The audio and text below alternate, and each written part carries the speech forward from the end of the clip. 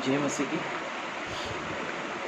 आज मैं प्रेम के बारे में कुछ चीज़ें सोच रहा था और इसके बारे में बातें करूँगा। और पहला कुरिन्थियों का 13वां अध्याय, इसमें 13वीं पंक्ति में लिखा है, पर अब विश्वास, आशा, प्रेम ये तीनों स्थायी है, पर इनमें से सबसे बड़ा प्रेम है।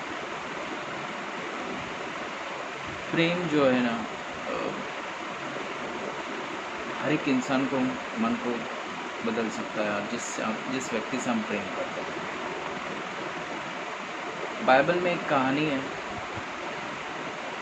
यूसुफ, हम सब जानते हैं यूसुफ के जीवन में उसके भाइयों ने किस तरह उसे धोखा दिया और उसे उस गड्ढे में डाला, फिर उसके बाद उसे बेचा जाता है। उसके बाद हम देखते हैं यूसुफ की कहानी में कि कहीं ना कहीं यूसुफ के भाई उससे नफरत करते हैं। इसके लिए वो सारी घटना वहाँ पर यूसुफ के साथ वो करते हैं। उसके बाद की कहानी हम देखते हैं कुछ अलग तरीके का था, जैसे कि यूसुफ कुछ समय के बाद मिस्र में प्रधानमंत्री होता है और कुछ अकाल पड़ता है। अकाल के बाद ये इसके भाई, यूसुफ के भाई, फिर यूसुफ के पास जाते हैं। तो वहाँ पर उस घटना में मैं एक चीज़ देख रहा था कि यूसुफ कितने अच्छी तरीके से उन भाइयों से डील करता है। ये क्या है जो उसके अंदर था, यूसुफ इतना अच्छी तरह से उनसे डील कर रहा है। पहली चीज़ तो वो अच्छा एक व्यक्ति था जो परमेश्वर से अच्छा कनेक्ट था। दूसरी चीज़, वो भले उनके भाई उनसे प्रेम नहीं करते थे, पर वो यूसुफ जो भाइयों ने उसे धोखा दिया, उन भाइयों से प्रेम करता। तो वही कारण है, वो प्रेम के कारण ही यूसुफ जो है ना, उनको माफ़ करने का एक आसान हो गया उसे। जैसे कि किसी व्यक्ति को हम प्रेम करते हो ना, तो एक आसान होता है सारी चीज़ें डील करने में, माफ़ करने में।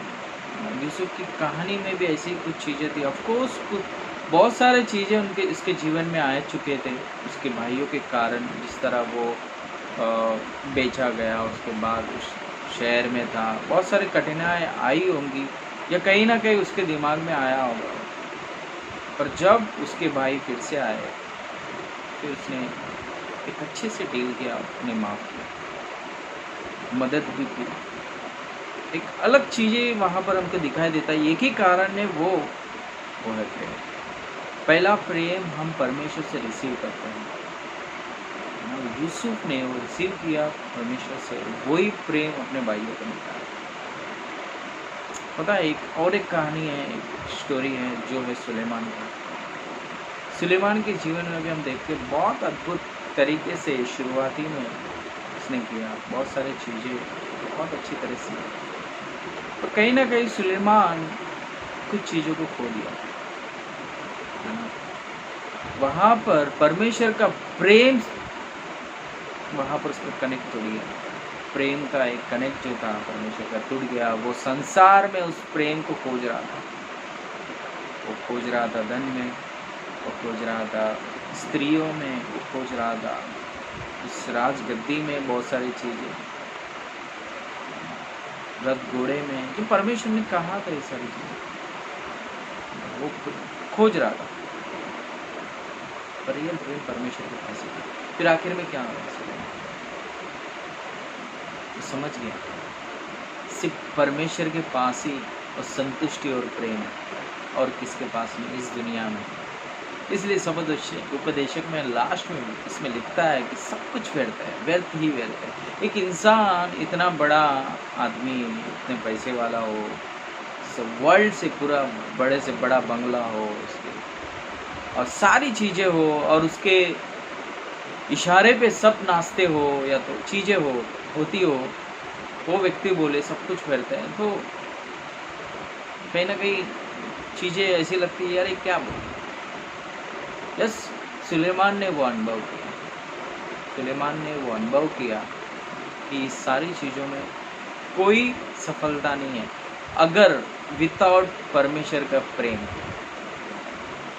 अगर परमेश्वर का प्रेम है तो ये सारी चीज़ें पॉसिबल है, राइट। यूसुफ सुलेमान इस चीज़ को जान लिया, इसके लिए अंत में वो चीज़ें वो फिर से वो कनेक्ट करने की कोशिश करता है और कनेक्ट होता है परमेश्वर से। परमेश्वर कभी पक्षपात नहीं करता और किसी की मतलब अगर वो आना चाहता है फिर से, वो फिर में परमेश्वर फिर से उससे प्रेम करता है। भले तुम करो ना करो, परमेश्वर फिर भी तुमसे प्रेम करता है।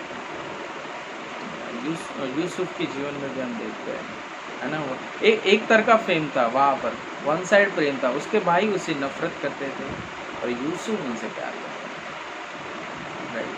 तो प्रेम ही कारण है। इस दुनिया में भी कई बार हमारे जीवन में भी कोई ऐसा व्यक्ति हो सकता है, जैसे ऐसी चीज़ें हो सकती है हमारे जीवन में, कई बार हम उसे माफ़ नहीं करते चीज़ों को।